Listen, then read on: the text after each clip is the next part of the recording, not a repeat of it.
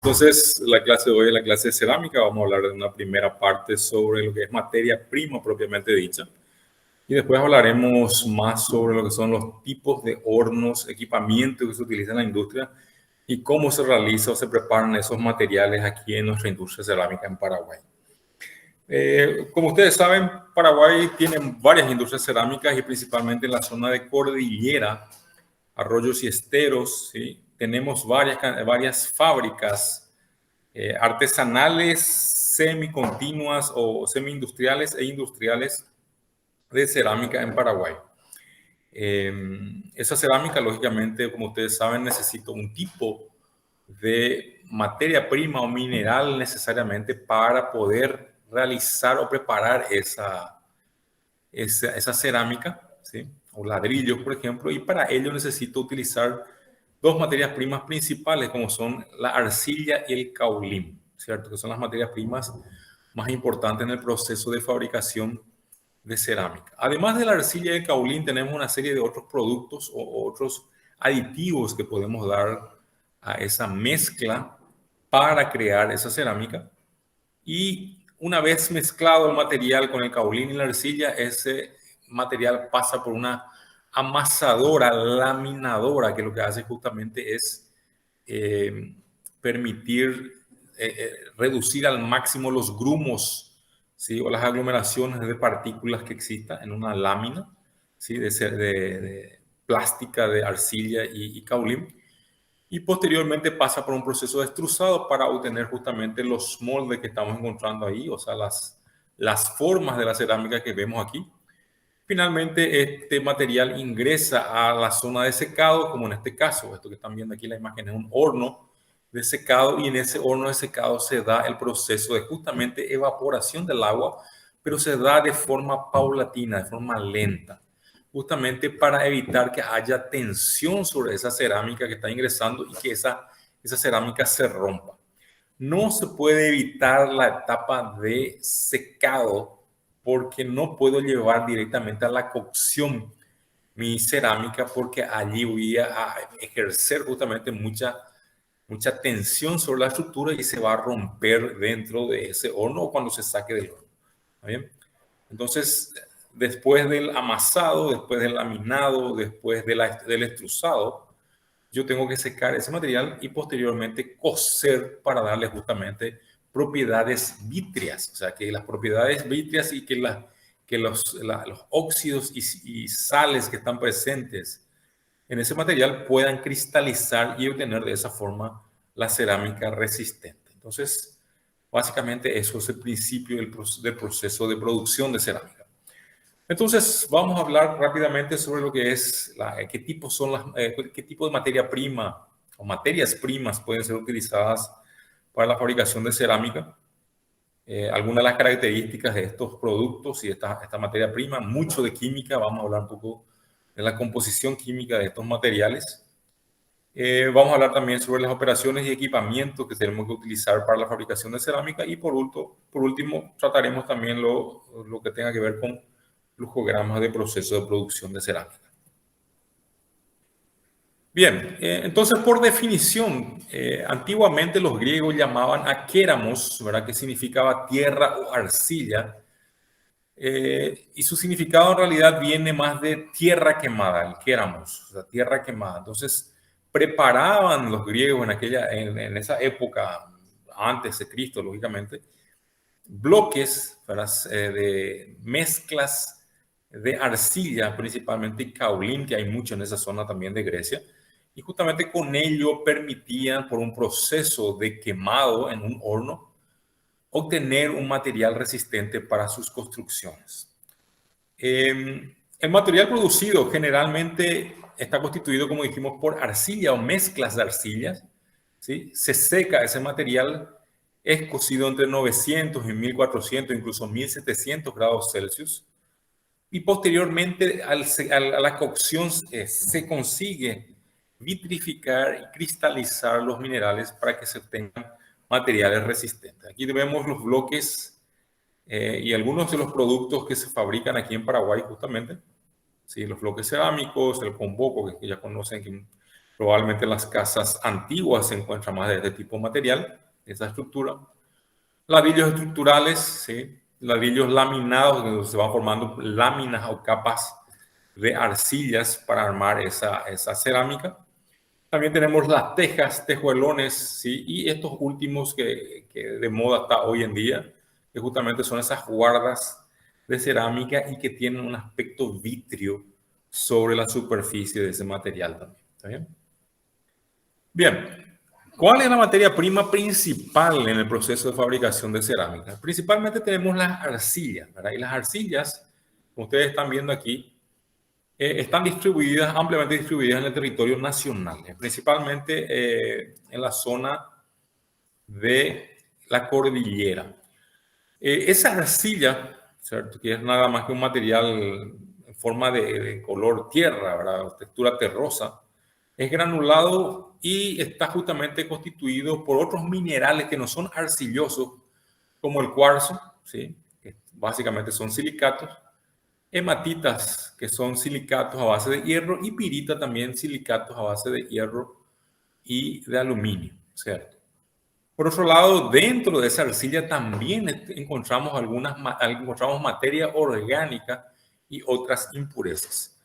Generalmente, cuando ustedes van a una fábrica de cerámica, van a encontrar que esas fábricas de cerámica preparan o moldean, o sea, perdón, amasan sus arcillas con el caolín y lo dejan estacionado por unos días. O sea, pueden dejar estacionado desde 24 horas hasta 8 días de aguarda o espera, como le llaman. ¿Para qué se hace eso básicamente? La idea es justamente reducir la presencia de materia orgánica en esos materiales de forma que justamente se pueda evitar problemas en el proceso de secado y en el proceso de cocción. Si yo tengo mucha materia orgánica en esa arcilla, esa materia orgánica en el horno va a quemarse. Y a medida que se va quemando va a dejar perforaciones, ¿verdad? O va a aumentar mucho la porosidad de esa masa de arcillas y caolín. Y consecuentemente no voy a tener la estructura resistente que estoy esperando en ese proceso de cocción. ¿Ah? Entonces, lo ideal es reducir al máximo la materia orgánica presente y las impurezas de esa arcilla que está siendo utilizada como materia prima. Químicamente, la arcilla es básicamente, son silicatos de aluminio, de magnesio, ¿sí? Y que tienen también otros elementos como hierro, potasio, litio y otros. Aquí tiene que ser hierro con doble R, ¿está bien?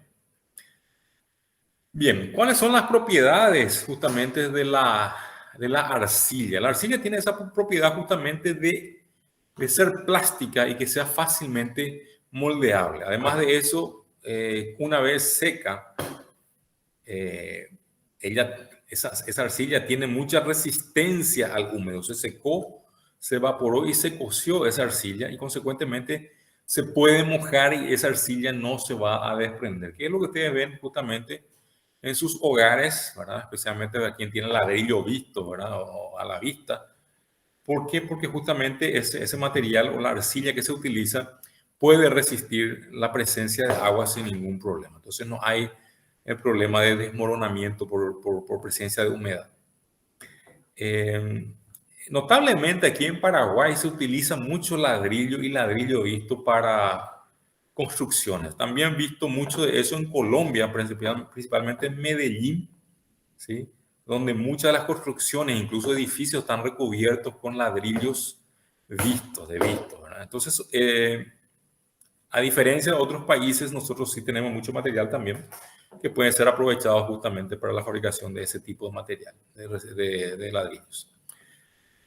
Una ventaja también de la arcilla es justamente que ella hace una retracción lineal al secado. O sea, a medida que se va secando, se va encogiendo o se reduce su tamaño de forma proporcional. O sea, a medida que va perdiendo agua, va reduciendo de forma proporcional. Entonces, es fácilmente manejable posteriormente cuando quiero llevarlo al horno.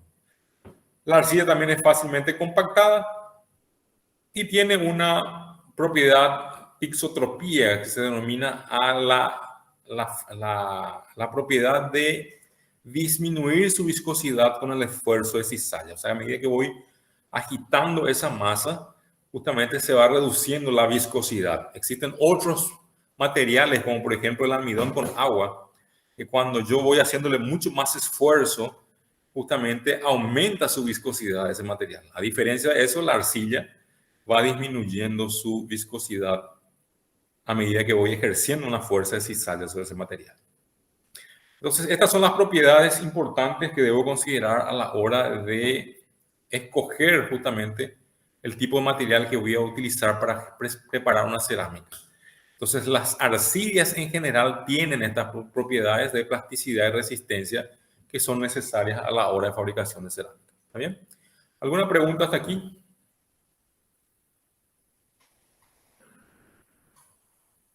No, profe. Bueno. Bien.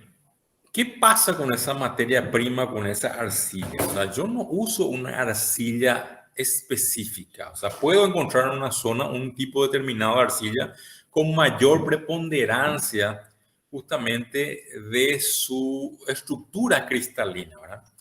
Pero puedo encontrar, o sea, de hecho hay arcillas que pueden estar compuestas por caolinita, hilita, esmectitas y monmorolinonita, que son justamente materiales, ¿verdad?, que forman diferentes o que tienen formas diferentes de cristalización, ¿verdad?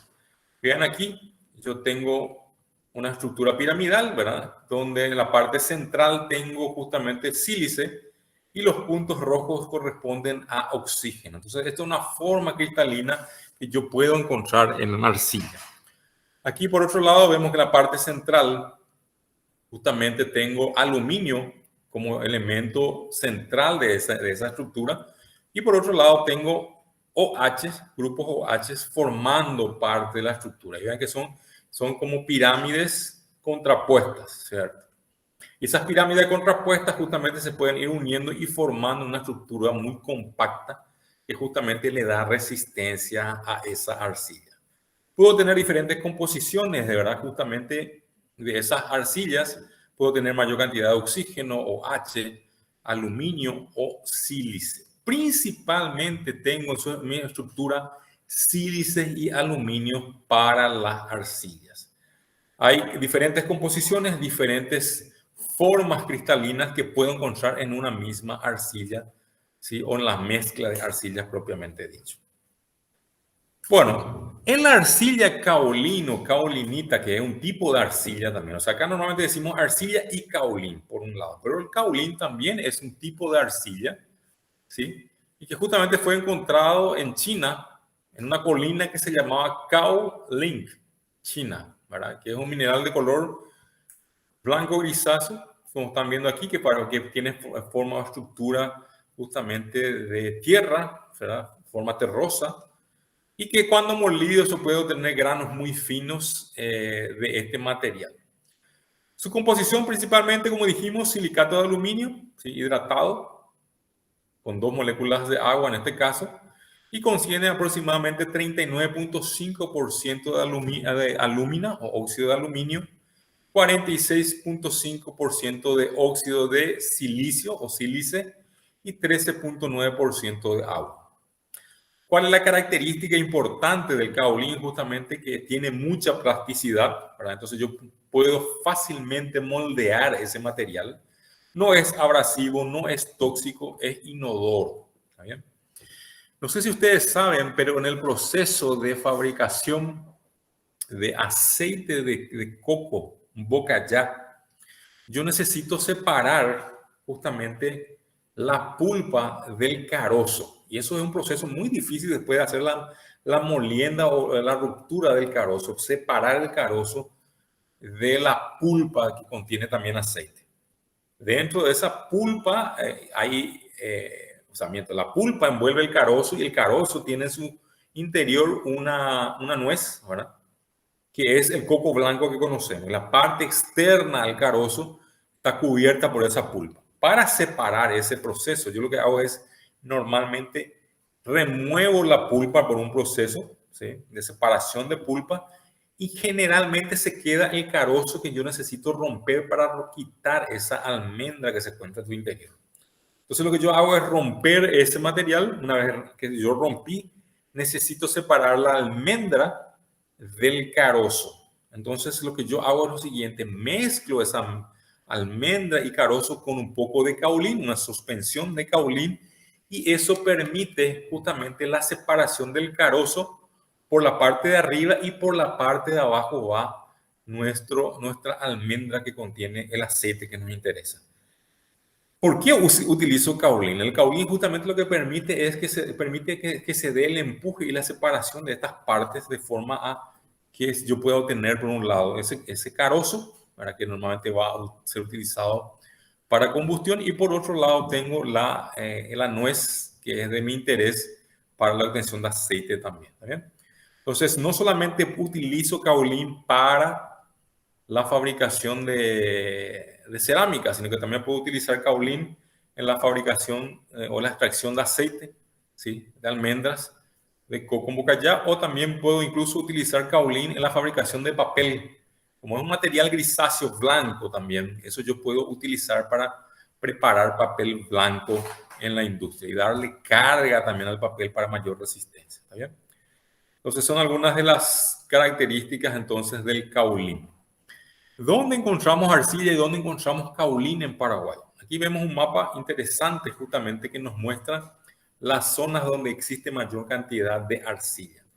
La parte amarilla que están viendo aquí en la imagen, ¿sí? En la región occidental, parte de la región oriental y en la zona sur, para Ñembucú, Misiones y Itapúa, tenemos básicamente suelos de planicies de inundación, dice, con preponderancia de material arcilloso, lo que está en amarillo. Lo que está en naranja también, tanto la región occidental como la región oriental, también se caracteriza por la presencia de arcillas en ese suelo. Ya los suelos rojos son un suelo más arenoso, ¿verdad? Que tiene características de gran cantidad de hierro en su composición, y por eso vemos que en el Alto Paraná, Canindeyú, por ejemplo, tenemos gran cantidad de material o de suelo rojizo, ¿cierto? Entonces vean aquí la distribución de esos materiales arcillosos en el país. Tenemos gran cantidad de caolín, principalmente en el Chaco paraguayo, ¿sí? En donde justamente esos materiales pueden ser explotados para la fabricación de cerámicas.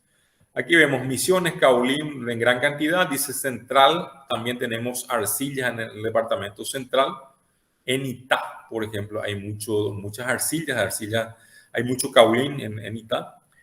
Cordillera, Paraguarí, San Pedro, también tenemos en Presidente Hayes, como dijimos en el Chaco, Boquerón y Alto Paraguay, gran cantidad de arcilla. Entonces, esta es la distribución de esa materia prima y esa materia prima puede ser explotada.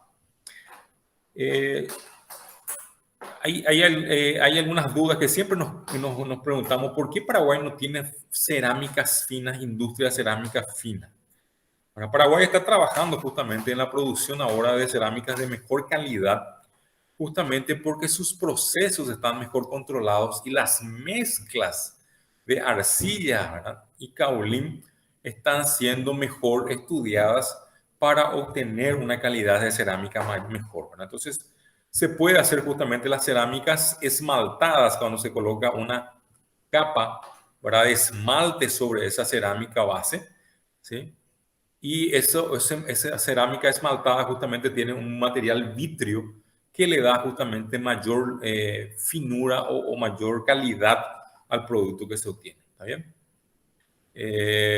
Y nada, Paraguay puede justamente producir gran cantidad de ese tipo de cerámicas también y dejar de importar cerámicas de otros países. Bien, aquí apenas un mapa que muestra aquí en esta zona de central y cordillera donde tenemos presencia de arcillas cauliníticas, ¿verdad? Vean, aquí están cerca de la región del lago el Pacaraí, ¿verdad? Tenemos en Areguá, en el Pacaraí, ¿verdad? Hacia Pirayú también existe gran cantidad de arcillas cauliníticas. Lo que está en amarillo aquí seguimos por 1 de Marzo, Arroyo Estero, que son zona de cordillera, Santa Elena, por ejemplo. También son zonas de gran cantidad de arcillas cauliníticas. Después existen otras zonas donde encuentro arcillas orgánicas. Como les dije, esas arcillas orgánicas son plásticas también, solo que el material orgánico debe ser removido de alguna forma para reducir el efecto sobre la calidad de la cerámica que voy a fabricar con el tiempo. Vean que tengo también arcillas de planicie, ¿sí? En diferentes puntos cercanos a nuestra capital. Bien, la arcilla caulinítica plástica justamente se caracteriza porque es un material gris claro, algunos le dicen que azulado, yo en realidad lo veo un poco más grisáceo, ¿verdad? Puede ser pardo o puede ser negro también esa arcilla, negra esa arcilla, como en el caso de la arcilla que se encuentra el arcilla caulinítica que se encuentra en Itá, ¿sí? con los cuales hacen sus cerámicas negras, ¿verdad? Esas ollas de cerámica negra o las gallinitas negras también, justamente por el tipo de arcilla que está siendo utilizado. Este tipo de material se caracteriza justamente porque permite obtener un gran grado de vitrificación, o sea, puede obtener superficies lisas y bien vítreas y obtener formas cristalinas importantes que dan resistencia al material justamente, ¿verdad? Generalmente esta arcilla está compuesta de 70% de caulinita y otros minerales como silicio y alúmina, por ejemplo, silicio y alúmina, que además de eso contiene también materia orgánica. ¿Bien? Bien, está el otro tipo de arcilla caulinítica refractaria. Este es un tipo de arcilla que justamente se caracteriza por tener alta resistencia a temperaturas elevadas, mayor a 1000 grados Celsius, o sobre 1500, por encima de 1500 grados Celsius, por ejemplo, justamente debido a la presencia de sílice y a la presencia de otros minerales como hierro que le dan mayor resistencia. En este caso, este tipo de material contiene mayor al 14% en óxido de aluminio, que justamente tiene un punto de fusión mucho más elevado, ¿cierto? Y que puede dar mayor resistencia a nuestro material que vamos a producir. Entre las arcillas y los minerales que tenemos que utilizar o que se utilizan también en la industria de cerámica, se encuentra justamente el feldespato. El feldespato nada más es que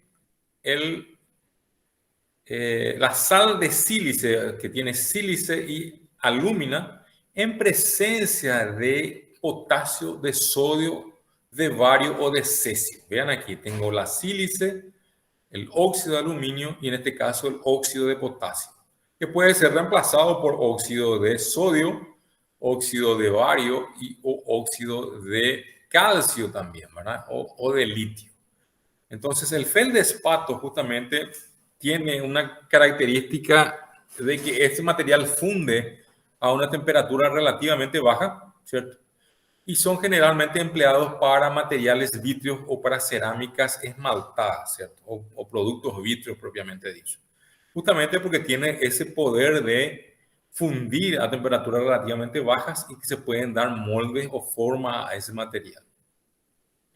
En la fabricación y en el proceso de fabricación de cerámica roja, vemos aquí un ejemplo, un esquema de cómo sería ese proceso. La primera fase consiste en la selección de la materia prima, ¿sí? El material del caulín, la arena que voy a utilizar, la arcilla que voy a mezclar, ¿sí? Posteriormente el material es transportado dentro de la planta donde se da el proceso de molienda y amasado. En algunos casos ese caulín, ¿verdad?, tiene mucha puzolana y esa puzolana tiene que ser degradada para que se pueda obtener un material más homogéneo. Entonces se procede a hacer la molienda. Normalmente puedo utilizar tornillos que van moliendo y amasando al mismo tiempo ya el material. Y de ahí es transportado justamente por transportadores de banda hasta una zona donde se realiza el almacenaje o la estabilidad, o se busca la estabilidad de esa masa. ¿Está bien? A partir de eso se dosifica, ¿sí? A través de un elevador se pasa a un tamiz. Ese tamiz lo que hace es eliminar justamente las partículas de gran tamaño, ¿sí? Y de allí ya pasa a la mezcladora. La mezcladora nada más es una artesa que en su interior contiene un tornillo, ¿sí? O un tornillo con paletas también que va promoviendo justamente el mezclado con agua. Entonces lo que se hace es adicionar agua y se mezcla esa combinación de caulín y arcilla para finalmente pasar por el proceso de laminado que no está aquí. En ese laminado lo que yo hago es justamente reducir al máximo esos grumos, ¿verdad? O agrupaciones de partículas, y de allí puedo pasar ya a la extrusora. Al final de la extrusora le doy un molde, o sea, le doy una forma a esa cerámica, se da el proceso de corte, yo puedo cortar ese material y paso ya a la zona de secado. Esa temperatura de secado puede ser de 50 a 105 grados, incluso 120 grados Celsius, pero el secado, como les dije, tiene que ser de forma gradual, no puede hacerse de forma muy rápida porque o si no va a afectar justamente la estructura de esa cerámica ya formada en la extrusora. Del secado pasamos justamente a el horno, ¿verdad? Donde se da la cocción. Y esa cocción se puede dar, como ustedes ya habrán visto cuando fueron o cuando van al interior, en hornos fijos en donde la persona va cargando la cerámica dentro de ese horno y quema justamente la leña que va a formar, que va a generar el calor para la cocción de esa cerámica. Entonces lo hace de forma discontinua generalmente, ¿verdad? Entonces, una vez que termine el ciclo, para que se haya alcanzado la temperatura de cocción, se deja enfriar ese material a menos de 200 grados Celsius y posteriormente se estaciona bajo techo para enfriar. Entonces, ese material ya enfriado puede ser justamente ya enviado para distribución. Entonces, esos ladrillos salen del horno. Ese horno puede ser, como les dije, discontinuo, puede ser continuo o semicontinuo. Y finalmente entra a la zona de control de calidad y almacenamiento del producto. ¿Está bien? ¿Alguna pregunta hasta aquí, señores? No, profe. Bueno, avancemos.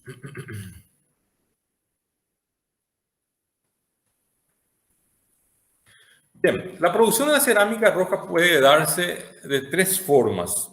La forma artesanal, como ya había mencionado para ustedes, en este caso el ladrillo fabricado es realizado de forma manual, el amasado y el moldeado es hecho a mano, y el ladrillo se caracteriza justamente por variaciones de calidad en cada tipo de ladrillo que voy a alcanzar. ¿Por qué? Porque justamente como es hecho de forma manual, puede tener cierto grado de desperfecto a la hora de cargar la cantidad en los moldes, ¿está bien?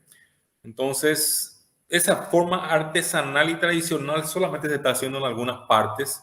Hoy en día, normalmente las cerámicas que están en Tomatí, por ejemplo, son cerámicas ya donde se dan procesos industriales semicontinuos o continuos, justamente para obtener mayor rendimiento o mayor productividad, en este caso, de proceso. El proceso semi-industrial también utiliza procedimientos manuales, principalmente en la parte de amasado de ese material, o sea, la arcilla y el caolín. Posteriormente, se da el moldeo, y ese moldeo normalmente utilizas maquinarias elementales, ¿sí?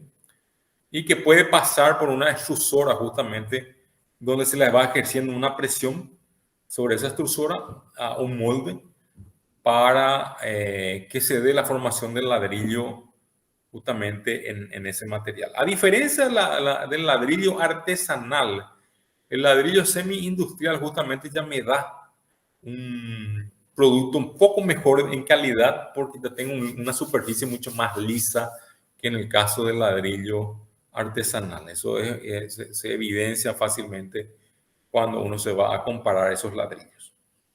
Por último, tenemos entonces el proceso industrial, que en ese caso sí, todo el proceso de transporte, amasado, moldeado, laminado, moldeado, secado y cocción se realiza por medio de procesos industriales y operaciones industriales donde intervienen justamente máquinas, ¿sí? Y de esa forma se obtiene un producto mucho más uniforme y de mejor calidad. ¿Está bien? Pero caso ustedes tengan la oportunidad de ir este fin de semana a la zona de Cordillera, aprovechen y bájense a ver cómo se fabrican estas cerámicas de forma artesanal. porque sí es interesante ver y conversar con las personas que fabrican ese material, porque ellos van explicando cuál es la proporción que se usa de cada uno de estos, ¿sí? De la arcilla y del caolín para la fabricación de la cerámica. Bien, el diagrama de producción de cerámica roja es el que estamos viendo aquí en imagen. Por un lado tengo arcilla dura, que es arcilla puzolánica principalmente. Esa arcilla dura debe ser mezclado con el caolín, que es la otra materia prima, o sea, la arcilla plástica, ¿sí? La arcilla dura pasa por un proceso de rompimiento quebrantador, donde se utiliza una serie de molinos, ¿sí? Se obtiene la molienda. Una vez que está molido el material o la arcilla dura, pasa para un proceso de homogenización. De la misma forma, el caolín es amasado y se obtiene un material homogéneo. O sea, se busca una composición homogénea y se mezclan posteriormente tanto la arcilla dura molida como el caolín. Una vez mezclados, se da la desintegración de ambos de vuelta, se mezclan o se homogenizan adecuadamente y pasan por el proceso de laminado. Como les dije, el proceso de laminado debe pasar por unos cilindros que van laminando o formando una capa fina libre de grumos, ¿sí? O agrupaciones de minerales o materiales para que posteriormente ingrese a la zona de extrusión. En la zona de extrusión, como dijimos, aplicamos presión a unos moldes, en moldes donde la masa arcillosa ocupa su espacio en función de la presión que se va ejerciendo sobre ese molde. Una vez finalizado el proceso de extrusión, a la salida de la extrusora normalmente hay un cortador, ¿verdad?, al tamaño que yo estoy queriendo de ese ladrillo o de esas estructuras cerámicas. Entonces normalmente tengo un cortador de alambre fino que va cortando la arcilla, o sea, en ese caso la cerámica extrusada, ¿verdad?, al tamaño que yo deseo. Después de realizar el corte, yo puedo seguir dos caminos. Ese material extrusado puede pasar por un prensado también. Y ese prensado es en el caso de que yo quiera obtener tejas.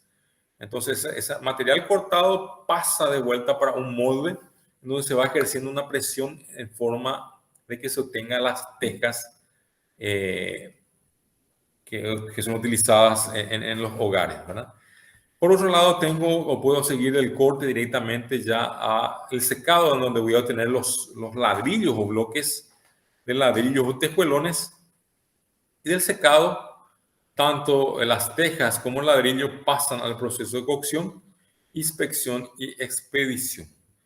Entonces, básicamente este es el proceso de producción de cerámica roja. ¿Alguna pregunta hasta aquí?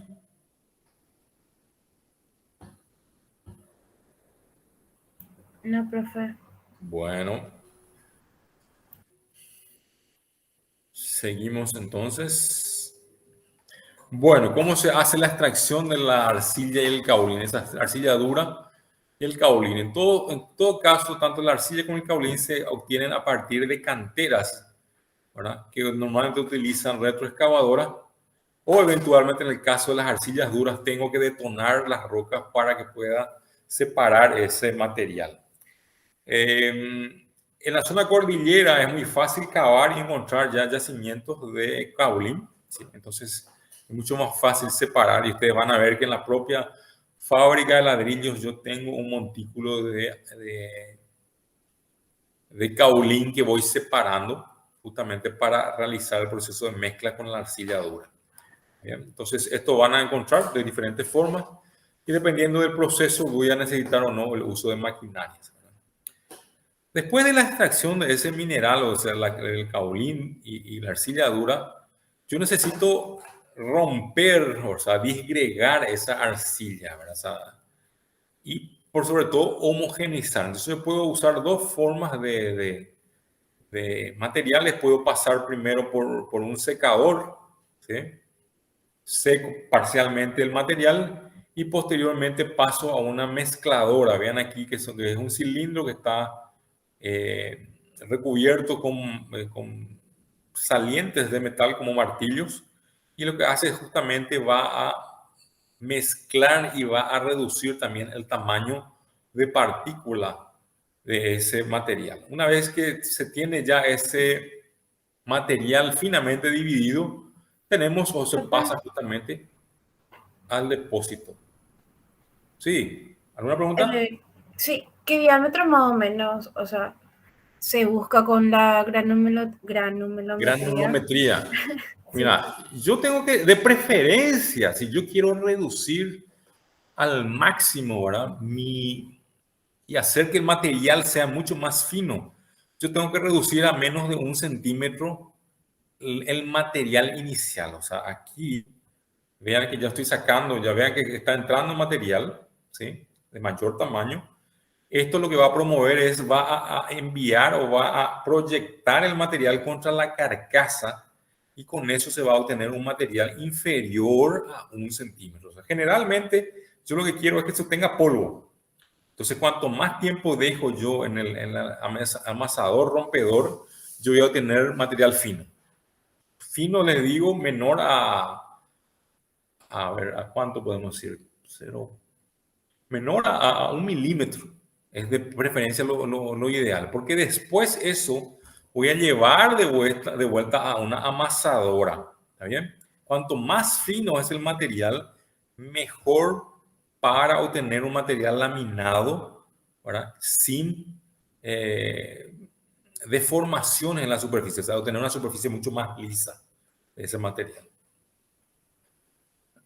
Bueno, como dijimos, además de la arcilla y el caolín, yo necesito agua justamente para formar esa masa que posteriormente va a pasar por el proceso de laminado. Generalmente cuando se fabrica, dice cerámica roja, yo necesito 2 o más tipos de arcillas, ¿sí? Justamente arcillas que generalmente en Paraguay contienen alto contenido de hierro y que también eso le da ciertas características de resistencia al material. Bueno, una vez que yo ya tengo la mezcla o sea, tengo por separado, perdón, la arcilla y tengo por separado el caolín finamente dividido. Entonces lo que yo voy a hacer es preparar mi dosificación de materias primas y aditivos. En algunos casos, cuando yo quiero hacer una cerámica mucho más vítrea, tengo que adicionarle mucho más óxido de aluminio o más arena, por ejemplo, para más sílice a ese material para obtener justamente una buena calidad de cerámica.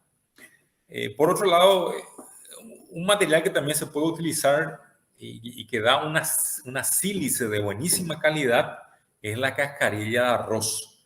La cascarilla de arroz, si yo quemo en las calderas para producir calor, esa ceniza remanescente es una ceniza que tiene una calidad de sílice muy buena, muy elevada, que sí puede ser utilizado y mezclado para la fabricación de cerámica.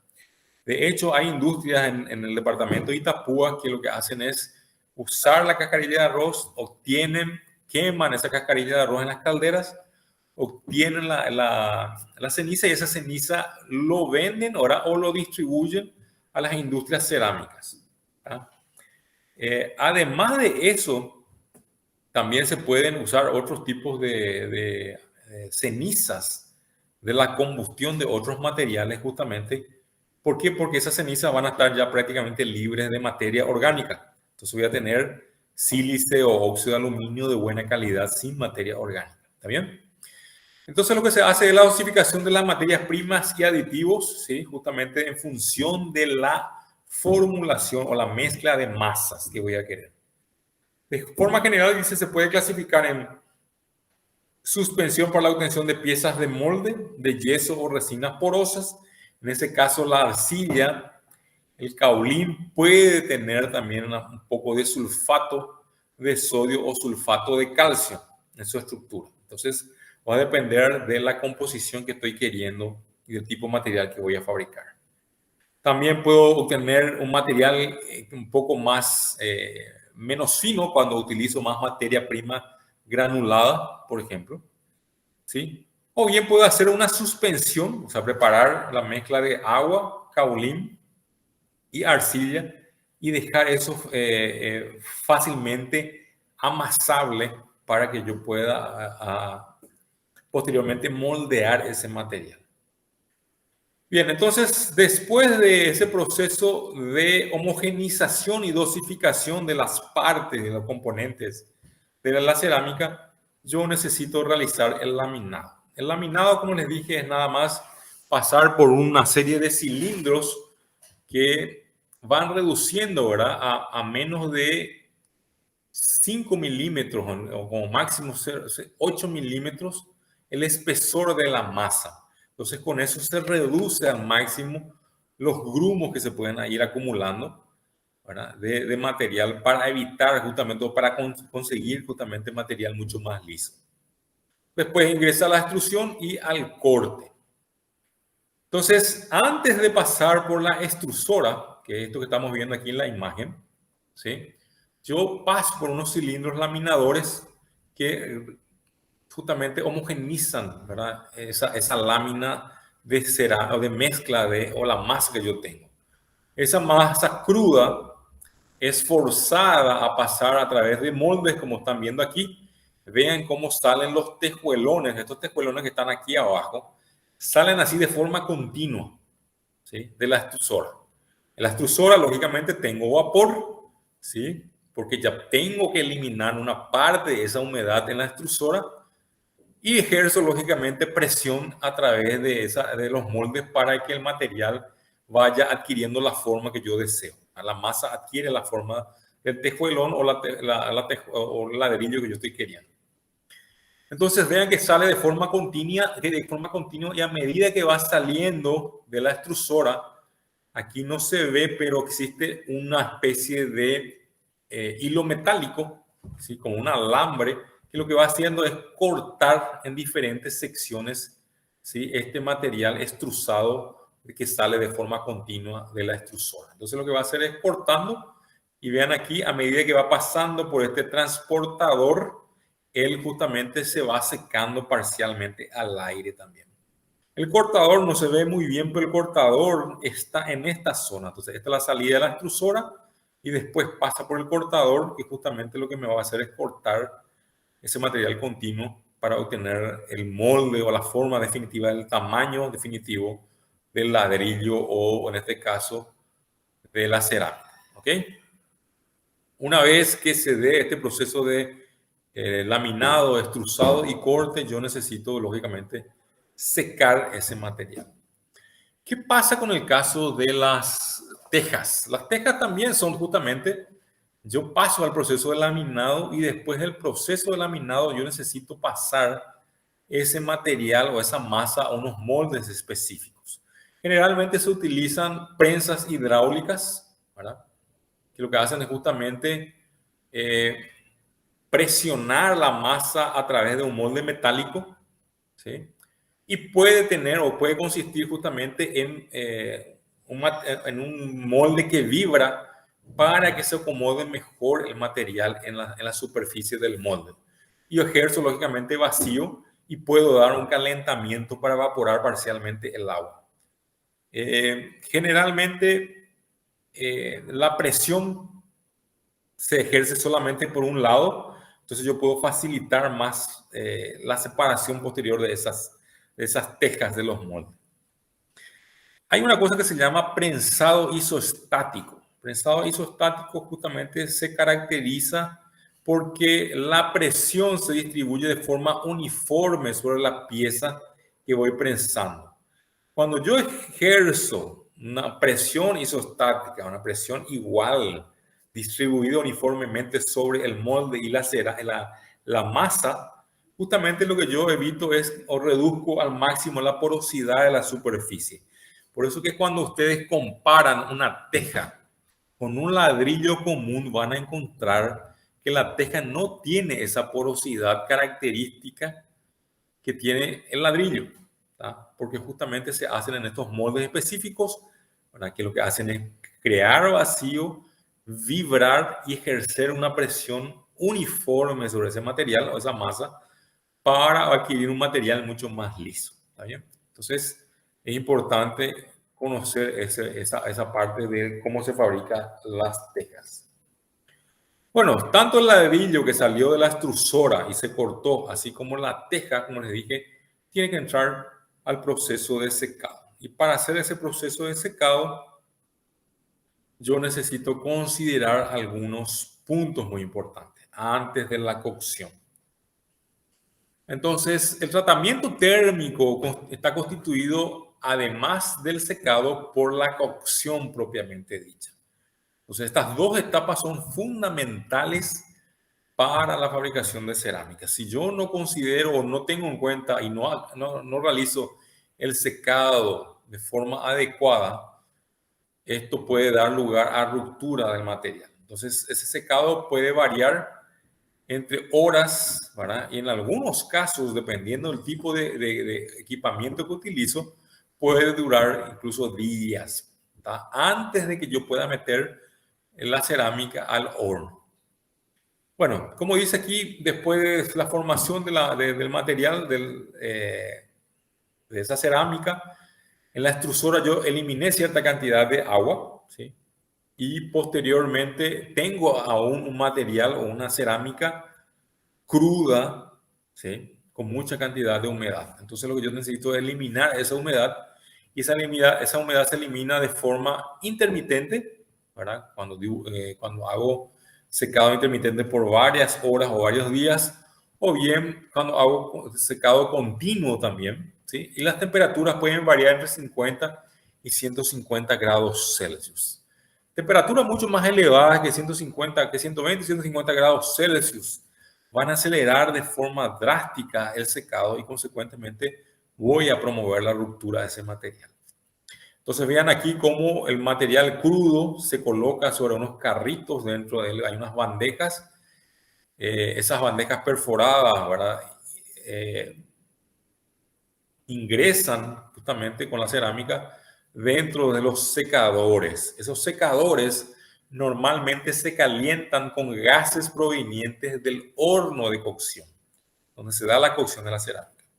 Y en algunos casos, vean aquí, tenemos unos ventiladores que yo puedo colocar ventiladores dentro justamente de esos secadores para, en primer lugar, distribuir mejor o de forma más uniforme el calor dentro del secador, y por otro lado, para promover justamente la remoción de la humedad del secador. ¿Está bien?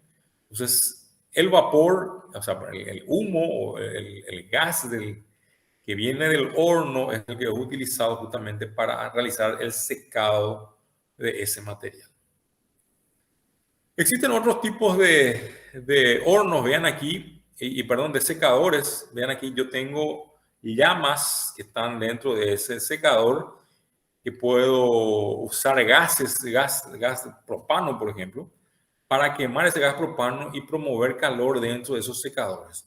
De igual forma, en los hornos también de cocción se ven estas llamas correspondientes justamente a gas de combustión, gas propano.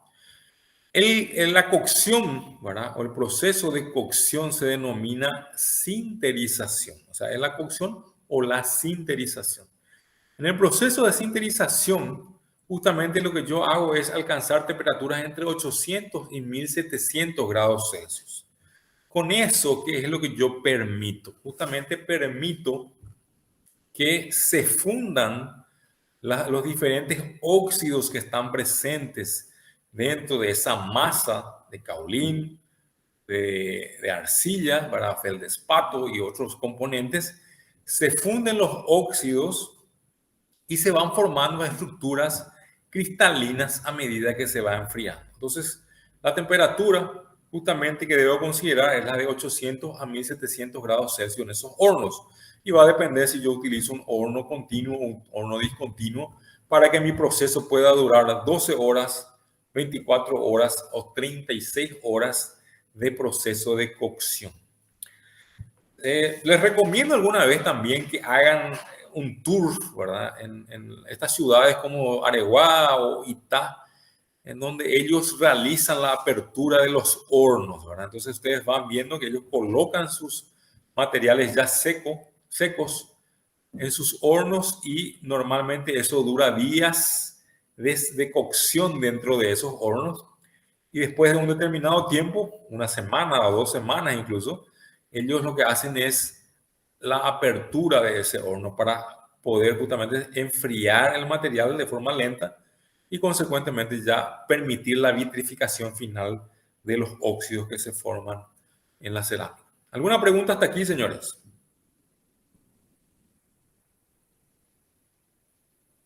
No, profe. Bueno. Hay tres fases fundamentales que yo debo considerar en la cocción o la sinterización de la cerámica. La primera fase es en el que, por ejemplo, en un horno discontinuo, ¿verdad?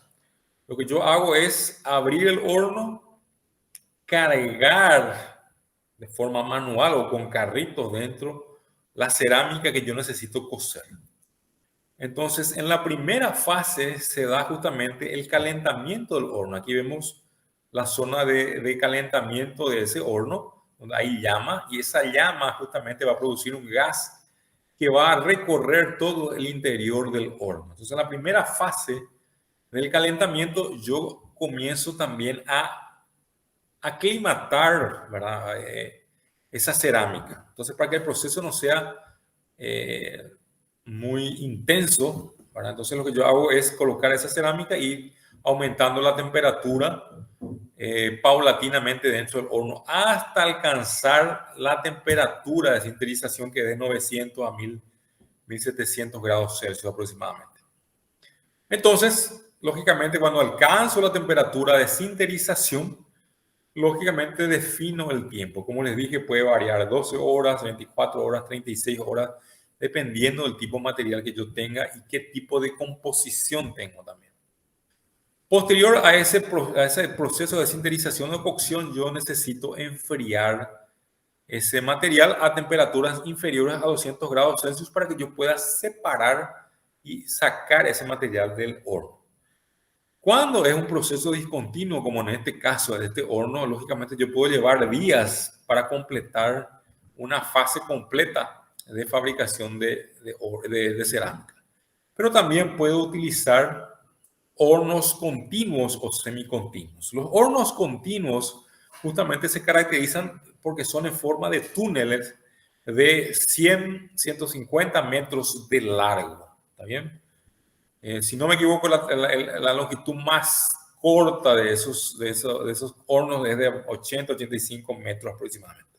Entonces, por un extremo, en ese caso, en los hornos continuos, ingresa un carrito conteniendo la cerámica que yo necesito cocer. Entonces, en la primera fase, a medida que va avanzando sobre ese túnel o dentro de ese túnel, el carrito va recibiendo justamente gases de la parte central del horno, ¿sí? Entonces, ese gas donde se está dando la cocción, ¿verdad?, va pasando a la zona de donde ingresan los carritos conteniendo la cerámica cruda. A medida que va avanzando y va pasando las horas, ese carro se acerca a la parte central, en donde tengo mayor cantidad de llama y consecuentemente mayor cantidad de temperatura, ¿sí? Entonces, en esa fase se queda un tiempo prolongado, ¿sí? Puede ser de 12 horas también, y finalmente va avanzando lentamente hasta la salida para la obtención de la cerámica ya enfriada.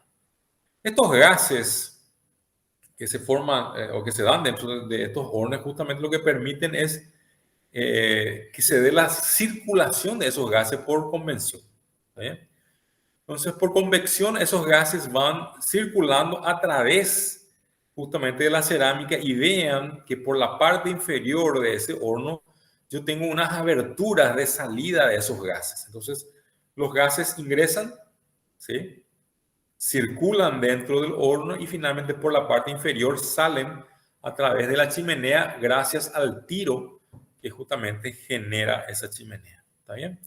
Entonces, eso es básicamente el proceso de fabricación. Una vez que se hace entonces el secado, que debe ser lento, se hace el proceso de cocción o sinterización, se enfría y finalmente se da la inspección y expedición del material. Entonces, ¿qué es lo que me importa a mí en el proceso de cocción y sinterización? Lo que importa es, se completa la pérdida de agua que no se logró completamente en el secado, ¿sí?, porque justamente no queremos hacer la pérdida muy rápida de agua en el secado. Después se da justamente la formación de fases cristalinas. Esos óxidos ahora van a comenzar a cristalizar en forma de sales y van a tener estructuras cristalinas como habíamos visto inicialmente. Se va a formar una estructura cristalina, la superficie del material de la cerámica tendrá un aspecto más vítreo, o tendrá una fase vítrea, justamente por la cristalización de esos minerales, y se va a dar la unión de los granos, ¿verdad?, que forman parte de esos minerales. O sea, se va a unir completamente, se va a fundir y unir, y con eso se alcanzará una mayor resistencia del producto o de la cerámica. Entonces, esto que está aquí es fundamental entender para ver qué es lo que está pasando en el proceso de sinterización y por qué me interesa mucho que suceda. ¿Está bien? Preguntas hasta aquí, señores. Entonces, en resumen, necesito materias primas como caolín y arcilla. Puede ser arcilla dura, puede ser arcilla puzolánica. Este caolín y esta arcilla deben ser molidos, especialmente en el caso del material más duro, que la arcilla dura debe ser molida y se obtienen justamente materiales finos. Finalmente, el caolín, la arcilla y otros minerales van a mezclarse con agua para formar una masa. Esa masa va a ser amasada, ¿sí? Y finalmente va a pasar por una laminadora. La laminadora, lo que yo quiero es justamente obtener láminas, como dice su nombre, donde se reduce al máximo los grumos que se pueden formar, y a partir de la laminadora paso a la extrusora. La extrusora ejerce presión para que esa masa laminada pase a través de los moldes y yo pueda obtener material moldeado, extrudado, continuo. A medida que va saliendo de esa extrusora, yo voy a promover el corte en el tamaño que yo voy a necesitar de esa cerámica. Finalmente, la cerámica pasa por un proceso de secado. Ese secado tiene que ser entre 50 y 150 grados Celsius y debe ser de forma lenta, ¿verdad? En algunos casos puede durar horas, más de 10, 12 horas, y puede ser incluso en algunos casos días, dependiendo del proceso que yo voy a seguir. Finalmente paso a la fase de sinterización, ¿verdad?, o de cocción, en donde lo que busco es justamente que esos óxidos, primero eliminar agua remanescente, segundo hacer que esos óxidos se fundan y cristalicen en formas cristalinas diferentes para que posteriormente se unan los gránulos, ¿verdad?, o esos cristales, y se forme una estructura cristalina dura y vítrea, lo que justamente da resistencia a la cerámica.